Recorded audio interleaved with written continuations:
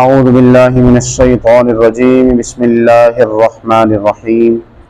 صراط مستقیم چینل کے ناظرین السلام علیکم ورحمۃ اللہ وبرکاتہ۔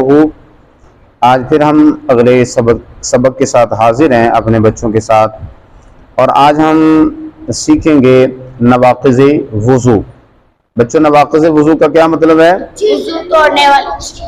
وضو کو توڑنے والی چیزیں، وضو کو توڑنے والے جو عمل ہیں وہ آج میں عرض کروں گا،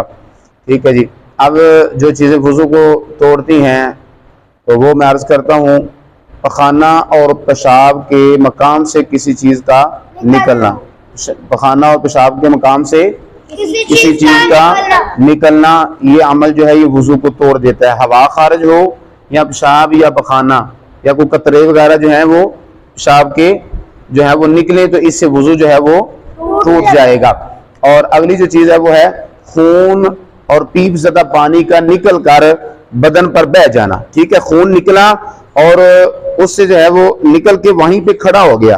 تو وضو نہیں ٹوٹے گا، ٹھیک ہے جی۔ اور اگر خون جو ہے وہ نکل کے یا پیپ وغیرہ نکل کے اپنی جگہ سے چل پڑی ہے، بہہ گئی ہے، ٹھیک ہے جی، تو پھر اس سے کیا ہوگا؟ وضو ٹوٹ جائے گا۔ اور منہ بھر کے کہہ آنا، کہہ مطلب الٹی کا آنا، منہ بھر کے الٹی کا آنا، الٹی منہ بھر کے آئے، اگر تھوڑی آئی ہے تو پھر اس سے نہیں، اور اگر منہ بھر کے آئی ہے تو پھر اس سے وضو جو ہے وہ ٹوٹ جائے گا۔ اور سہارا لگا کر، کسی چیز کا سہارا لگا کر یا ٹیک لگا کر یا لیٹ کے سو جانا، ٹھیک ہے جی، سہارا لیا کسی چیز کا، ٹھیک ہے جی، یا جو ہے آپ لیٹ کے سو گئے تو پھر اس سے بھی وضو جو ہے وہ ٹوٹ جائے گا۔ اور اگر ایسے آپ بیٹھے ہوئے ہیں تو بیٹھے بیٹھے اگر آپ کی آنکھ لگ جاتی ہے تو سو جاتے ہیں اور آپ ایسے گرنے سے پہلے جو ہے وہ سیدھے ہو جاتے ہیں، ٹھیک ہے جی، تو پھر آپ کا وضو نہیں ٹوٹے گا۔ اور اگر آپ گر گئے ہیں تو آپ کا نیچے والا مقام جو ہے وہ زمین سے اٹھ گیا ہے تو پھر وضو جو ہے وہ ٹوٹ جائے گا۔ اور اگلا جو وضو کو توڑنے والا عمل ہے وہ ہے نماز میں کہکا مار کے ہنسنا، نماز کے اندر کہکا لگا کے ہنسنا، یعنی آواز دار کہکا مار کے نماز کے اندر ہنس پڑنا، اس سے بھی وضو جو ہے وہ ٹوٹ جاتا ہے۔ جب وضو ٹوٹ جاتا ہے تو پھر نماز بھی ٹوٹ گئی۔ اور اگلا جو عمل ہے وہ ہے کسی وجہ سے بے ہوش ہو جانا، کوئی بھی وجہ جو ہے وہ بنی، بندہ جو ہے وہ بے ہوش ہو گیا، بندے کا وضو تھا، بندہ بے ہوش ہو گیا تو بے ہوش جب ہو جائے گا پھر اس کا وضو جو ہے وہ ٹوٹ جائے گا، جب ہوش میں آئے گا تو پھر اس کو دوبارہ سے وضو جو ہے وہ کرنا پڑے گا۔ اور دکھتی آنکھ سے پانی کا بہنا، اگر آنکھ جو ہے وہ دکھتی ہے، کوئی بیماری ہے، آنکھ جو ہے وہ خراب ہے،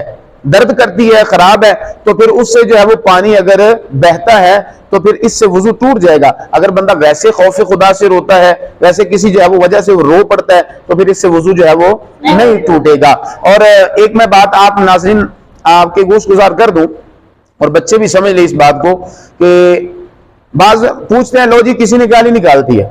بچے کہتے ہیں لو جی قاری صاحب اس نے فلاں نے جو ہے وہ گالی نکالتی ہے، اس نے وضو نہیں کیا، تو گالی نکالنے سے وضو نہیں ٹوٹتا، ٹھیک ہے، گالی نکالنے سے وضو نہیں ٹوٹتا۔ اور ایک موٹا سا جو ہے یہ فارمولا آپ ذہن میں رکھیں کہ روزہ جو ہے نا وہ کوئی بھی چیز اندر جائے تو روزہ ٹوٹ جاتا ہے، کوئی بھی چیز جسم کے اندر جائے تو روزہ ٹوٹ جاتا ہے، اور کوئی چیز جو ہے وہ جسم سے باہر نکلے تو اس سے وضو ٹوٹ جاتا ہے، ٹھیک ہو گیا جی۔ اب ٹی وی دیکھنے سے، کسی نے ڈرامہ دیکھ لیا، کسی نے جو ہے وہ گالی نکال دی تو اس سے وضو نہیں ٹوٹے گا، ٹھیک ہے، اس سے وضو نہیں ٹوٹے گا۔ گالی نکالنا جو ہے وہ اچھا عمل نہیں ہے، گالی نکالنا یہ عمل جو ہے یہ درست نہیں ہے، کسی کو گالی نکالنا یہ ہماری شریعت جو ہے یہ اس کو یہ اجازت نہیں دیتی کہ کسی کو اذیت پہنچائی جائے، کسی کو تکلیف پہنچائی جائے کسی بھی ذریعے سے، زبان سے یا ہاتھ سے یا کسی بھی اپنے عمل سے کسی مسلمان کو تکلیف پہنچائی جائے تو یہ ہمارے نبی علیہ الصلوۃ والسلام کی شریعت جو ہے وہ اجازت نہیں دیتی۔ کسی مسلمان کو پریشان نہیں کرنا چاہیے، کوشش کرنی چاہیے، اچھے اخلاق کا مظاہرہ کرنا چاہیے، اور کسی مسلمان کو بندہ سکون پہنچا سکے، خود کو تکلیف میں ڈال لے لیکن کسی دوسرے مسلمان کو جو ہے وہ سکون پہنچائے۔ تو زبان سے جب ہم گالی نکالیں گے تو نبی پاک صلی اللہ علیہ وسلم آپ نے ارشاد فرمایا کہ تم میں سے اس وقت تک کوئی بھی جو ہے وہ مسلمان نہیں ہو سکتا، المسلم من سلم المسلمون من لسانہ و یدہ، کہ اس وقت تک تم میں سے کوئی بھی جو ہے وہ مسلمان نہیں ہو سکتا جب تک اپنی زبان اور اپنے ہاتھ سے دوسرے مسلمان جو ہے ان کو محفوظ نہیں رکھتا۔ تو ہاتھ سے بھی کسی مسلمان کو تکلیف نہ پہنچے اور زبان سے بھی، تو گالی نکالنا ویسے بھی اچھی بات جو ہے وہ نہیں ہے، ٹھیک ہے۔ آپ دین کے طالب علم ہیں، آپ کو ابھی سے سیکھنا ہوگا کہ ہم نے کیا کرنا ہے، ہم نے اچھا اخلاق جو ہے اس کا مظاہرہ کرنا ہے۔ ہمارے نبی پاک صلی اللہ علیہ وسلم آپ کا یہ بہت بڑا جو ہے اللہ نے قرآن کریم میں فرمایا اے محبوب آپ کا خلق جو ہے وہ عظیم ہے۔